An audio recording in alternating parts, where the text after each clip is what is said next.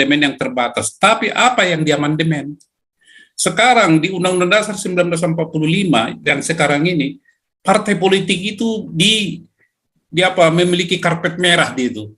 Hanya melalui partai politik bisa mencalonkan baca pres dan baca wapres. Di luar itu tidak bisa. Dan itu pun harus memenuhi threshold tersendiri. Tetapi kalau di daerah masih ada keuntungan teman-temannya, untuk tingkat provinsi, kabupaten, kota itu bisa jalur independen. Sebenarnya ini bisa dimanfaatkan dengan baik. Tetapi untuk tingkat nasional, jangan harap itu bisa. Dan dalam kondisi begini, kerinduan kita untuk misalnya presiden itu dari non-muslim, harapan itu boleh-boleh saja, tapi jangan mimpi di siang bolong. Saya tidak mengatakan jangan bermimpi, bermimpi saja. Tetapi jangan hanya bermimpi dan bermimpi. Mari kita bagaimana ini mewujudkannya. Karena di Indonesia ini banyak itu kiai-kiai dan para petinggi yang meyakini hanya Islam yang boleh jadi presiden di Indonesia. Di luar itu tidak boleh. Ada hadisnya, ada Al-Qur'annya. Jadi kuat itu alasan mereka secara religi, secara agama. Nah, terus bagaimana? Ya kan? Nah, inilah teman-teman yang kita markibong. Ayo mulai sekarang. Waktunya tidak lama lagi, tinggal berapa bulan ini ya? 5 atau 6 bulan. Ini harus kita viralkan ini. Kita viralkan, tetapi kita jangan terjebak kepada hoax, jangan terjebak kepada provokasi negatif, ya, tetapi betul-betul mencerdaskan rakyat. Saya salut melihat Bapak Sulaiman Ponto. Dia dengan sedikit sentilan saja, ya, dengan sedikit sentilan saja. Coba tunjukkan kepada saya di mana di pembukaan Undang-Undang Dasar 1945 ada kata-kata Pancasila. Oh, ini baru hebat dia ini, ya, tidak sia-sia mantan Kabais. Tunjukkan kepada saya di mana ada kata atau kalimat yang menyatakan Pancasila sebagai dasar negara di pembukaan Undang-Undang Dasar 1945. Ya, sampai orang BPIP itu turun tangan memberi jawaban, memberi historikal ini segala macam. Ya memang tidak ada gitu aja. Ada suatu adagium atau dalil yang mengatakan bahwa menteri-menteri, pemilihan menteri adalah hak prerogatif presiden. Iya apa iya? Ya, bohong. Indonesia ini jangan suka bohong lah. Kalau presiden yang berani, tidak, saya dikendalikan oleh partai. Partai ini meminta ini menteri begini. Ngomong begitu dong Pak Jokowi. Ya, kenapa JPT itu Sisi Plate itu bisa jadi Menkominfo? Ya kan pasti ada transaksional. Kenapa Siti Nurbaya bisa jadi menteri kehutanan? Kenapa ini si Anu bisa jadi menteri ini? Apakah ada di situ hak prerogatif? Nonsen. Jujurlah. Katakan sejujurnya, jujurlah. Jujur inilah barang langka atau sifat langka yang ada di Indonesia. Langka sekali. Tidak ada kejujuran, tertutup. Dibiarkannya itu orang bodoh supaya dia bisa bermain. Para penegak hukum juga tidak terbuka satu sama lain. Sehingga interpretasi subjektif terhadap suatu pasal-pasal di undang-undang atau apapun KUHP itu sesuka-sukanya. Terima kasih Pastor Paul. Selamat malam teman-teman di Indonesia dan selamat sore ya di luar negeri teman-teman di Eropa. Di Amerika selamat pagi. Di Australia mungkin selamat sore juga.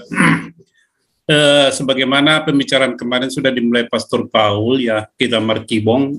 Mari kita bongkar satu-satu tentang perilaku daripada para calon presiden di Indonesia ini, beserta pendukung-pendukungnya, beserta bohir-bohirnya, beserta parpol-parpolnya. Jadi ada banyak hal yang harus kita cermati satu persatu tentang balon presiden, balon baca pres dan baca wapres Republik Indonesia ini, dan peralihan di 2024 kepemimpinan Indonesia yang sangat riskan, ya, sangat kritis lah. Dan di mana nanti posisi daripada TNI kita akan lihat, karena di TNI ini juga udah banyak itu ya partisan. Jadi kalau kita lihat para purnawirawan dari berita-berita yang kita baca sudah mulai partisan dia. Ya, mulai partisan, dia sudah bukan abdi negara kalau kita lihat dari bacaan-bacaan itu, tapi mudah-mudahan itu pemaparan yang salah. Tetapi kalau itu betul, kita sangat memprihatinkan. Mereka membentuk kelompok-kelompok sendiri, membela si A, membela si B, membela si Balehong, ya, si Balehong yang 10 tahun berkuasa tidak bisa berbuat apa-apa, ya, yang hanya beretorika, dan di zamannya itu para kadrun tumbuh subur, ya. Nah, tetapi istilahnya dia itu kayak Pandito, turun gunung, turun gundul namanya itu. Bagi saya itu adalah ungkapan-ungkapan yang retorika semata. Di zaman ini sudah nggak berlaku lagi itu balehong. Ya, rakyat Indonesia ini sudah semakin teliti dan cerdas. Tidak ada sesuatu yang tersembunyi di zaman digital ini. Semua bisa dibongkar. Jadi mari kita bongkar, markibong satu-satu ya. Tetapi kita jangan terjebak di emosi atau kemarahan atau kegundahan sehingga kita mengeluarkan kata-kata yang justru merepotkan kita sendiri. Berdasarkan data ya yang teruji itu kita pakai untuk mengkritisi ya daripada para calon ini, dan kedepannya tentunya sistem yang sekarang berlaku ini tidak akan bisa dipertahankan. Yang saya maksudkan sistem itu apa? Sistem ketatanegaraan Republik Indonesia yang sudah hancur lebur. Nah, di mana hancur leburnya? Saya akan sampaikan secara singkat dulu ya.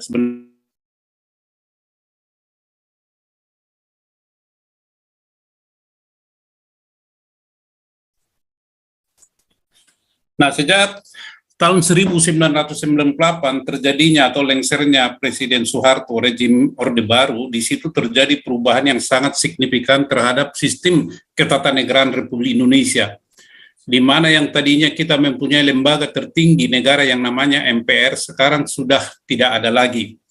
Ya, semuanya itu setara, lembaga tinggi negara semua namanya. Kalau kita lihat secara historis dan kultural, itu sistem itu sebenarnya tidak cocok dengan Indonesia ini, tidak cocok.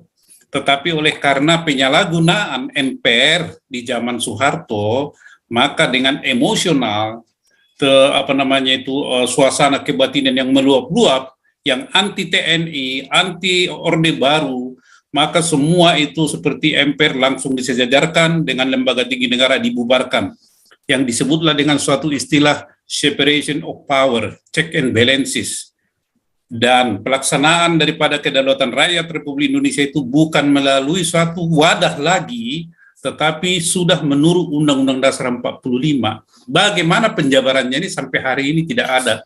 Itulah karya Sontoloyo dari Jogja sana ya, yang sekarang juga mendirikan partai apa namanya itu yang berdasarkan Islam, itu berideologikan Islam.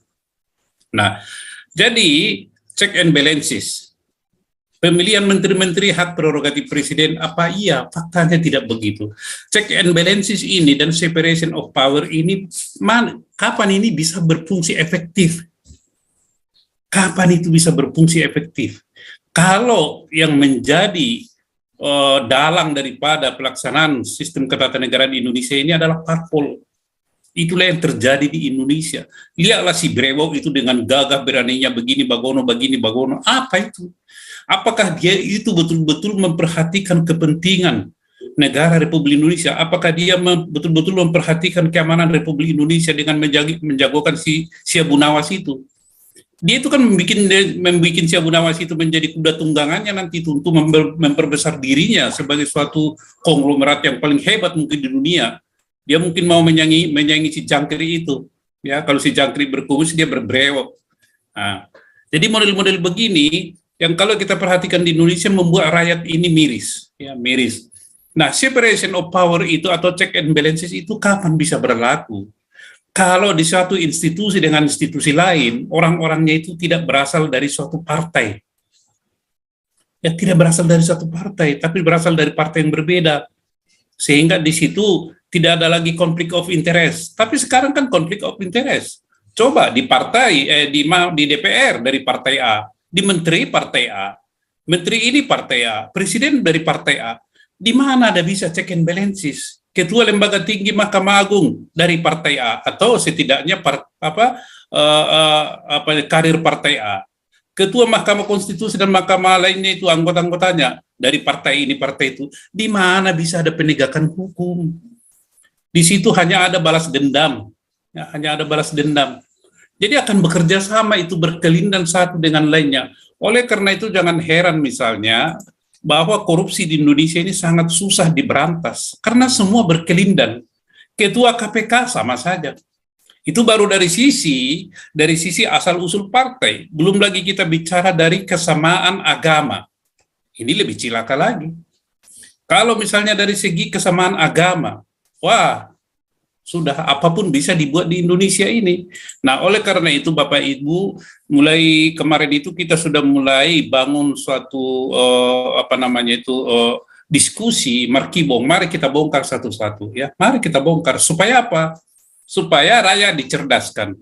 Dan teman-teman ini termasuk siapa di Denny Lakotan ini ya, kalau boleh hadir di sini untuk nanti memotong-motong video ini dan memviralkan, karena kan fasilitas sudah ada. Dan teman-teman yang ada di berbagai suku lain nanti tolong dinarasikan, diterjemahkan sesuai dengan bahasanya. Kalau ada orang Papua, terjemahkan ke bahasa Papua. Ada NTT, terjemahkan ke bahasa NTT. Supaya rakyat NTT itu mengerti. Kalau ada misalnya yang bahasa Sunda, orang Sunda terjemahkan ke Sunda. Nah, kenapa? Sikap kritis bangsa Indonesia, rakyat Indonesia ini pada umumnya sudah dibungkam. Sikap kritis itu dibungkam oleh ajaran agama. Jadi apa yang disampaikan oleh yang sangat dihormati ditelan bulat-bulat ini berbahaya, teman-teman, ya, berbahaya. Tugas kita untuk membuat mereka melek terhadap situasi di negara Republik Indonesia. Bagi mereka mungkin menghancurkan suatu kelompok, menggenosid suatu kelompok atau suatu suku adalah adalah bukan nggak haram hukumnya, halal, itu yang berbahaya. Nah, kembali lagi kepada sistem ketatanegaraan Republik Indonesia. Jadi seperti yang saya katakan kemarin, baca pres sama baca wapres ini dijagokan oleh siapa. Kiblat daripada partai ini juga harus kita perhatikan. Asas dari partai pendukung presiden itu juga harus kita perhatikan. Saya sampaikan ideologi atau partai yang memiliki ideologi yang sungguh-sungguh memiliki ideologi di Indonesia ini hanya dihitung dengan jari. Mungkin hanya 1-2 partai. Selebihnya itu hanya fata morgana, hanya untuk, kalau orang Tionghoa bilang untuk sui-sui saja, ya sui-sui itu untuk indah-indah gitu. Ya untuk ya enak-enak dilihat, tetapi prakteknya itu jauh daripada apa yang tersurat. Ada partai yang menyatakan dengan tegas asas kami adalah Islam. Kalau dia berasaskan Islam berarti ideologinya Islam. Dan ternyata itu masih bisa hidup di Indonesia ini. Tidak ada tindakan apa-apa. Belum lagi partai ormas-ormasnya. Jadi ini juga harus kita perhatikan Bapak Ibu. Saran saya, cermati ideologi daripada setiap partai yang ada di Indonesia pendukung presiden. Kita cermati. Pasti nanti arahnya ke situ. Terus bagaimana dong? Ya sudahlah, tahun 2024 ini kita harus menerima pil pahit, menelan pil pahit. Kenapa saya menelan pil pahit? Kita hanya memilih baca pres maupun baca wapres maupun bacalek yang sudah disediakan oleh partai. Partai udah nih, lu mau atau tidak mau lu pilih nih, lu harus pilih. Nah, kalau dari sisi marketing itu Pastor Paul pasti jago itu ya. Kalau di suatu daerah misalnya, atau di satu kecamatan, hanya ada di situ warung kopi, tidak ada warung kopi lainnya, maka tidak ada pelayanan yang baik kepada konsumen. Cemberut pun orang yang melayani, mau tidak mau si peminum kopi pasti minum kopi di situ, karena nggak ada pilihan lain. Mau dibikin mahal pun mau tidak mau terpaksa minum kopi. Itulah sistem pemilihan presiden atau pemilu di Indonesia ini. Suka atau tidak suka, pilih. Jadi jangan, misalnya maunya Ahok, itu bagus, disuarakan. Tetapi di situasi sekarang ini adalah mimpi di siang bolong.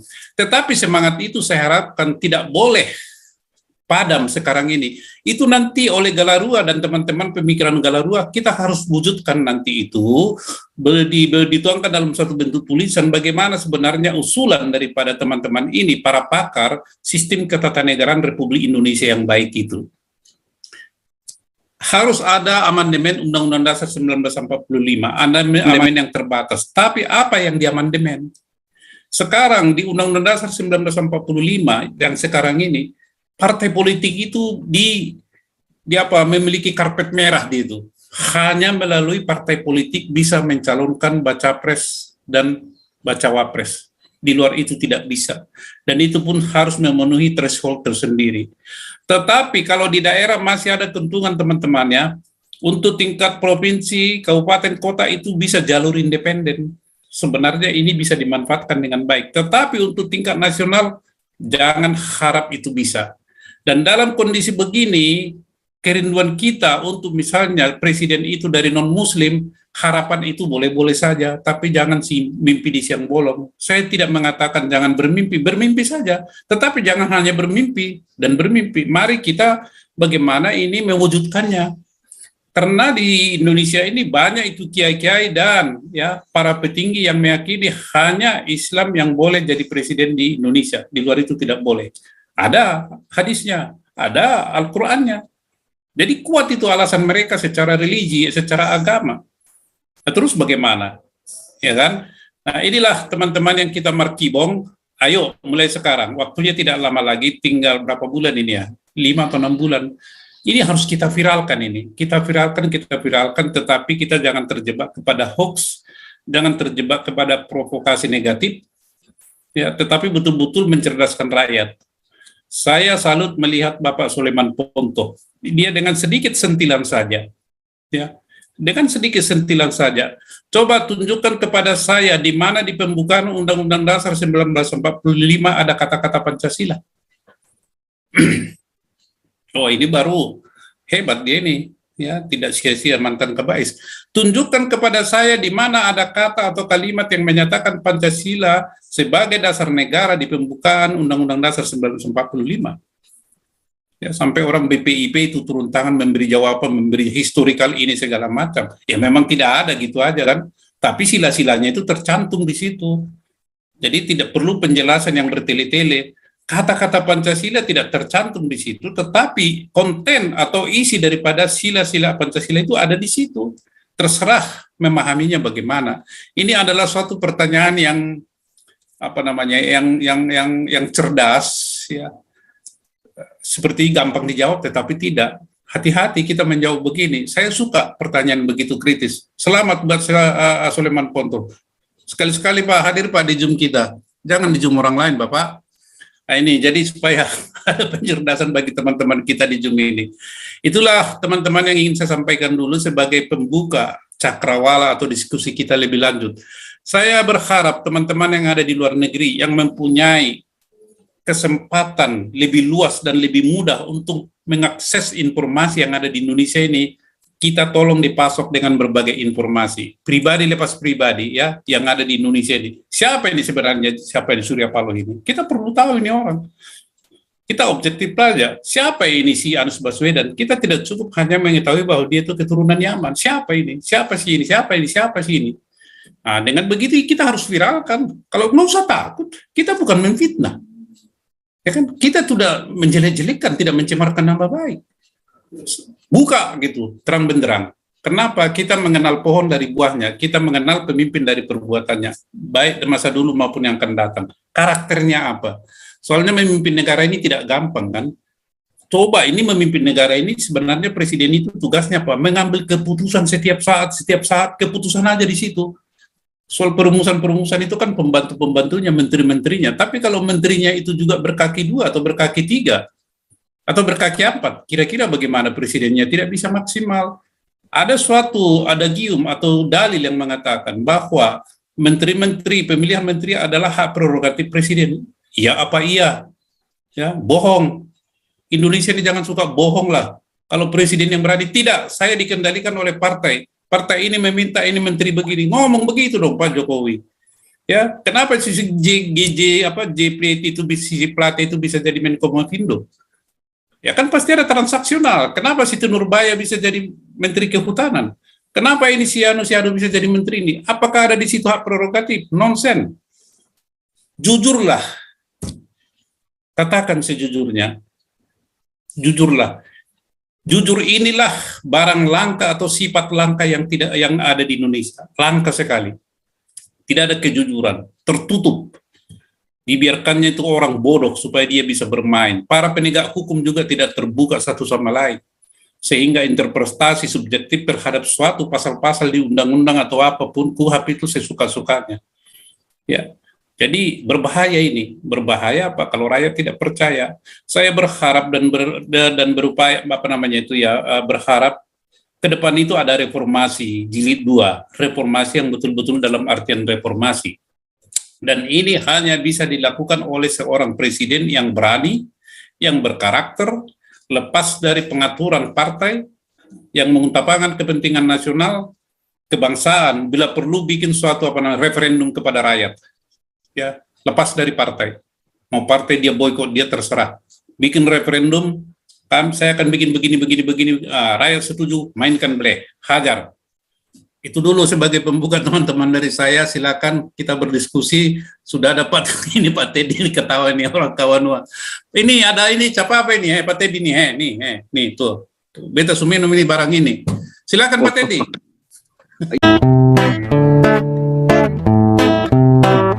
Kau bilang kau menang debat,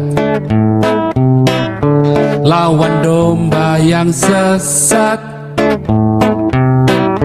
Kau bilang banyak yang tobat,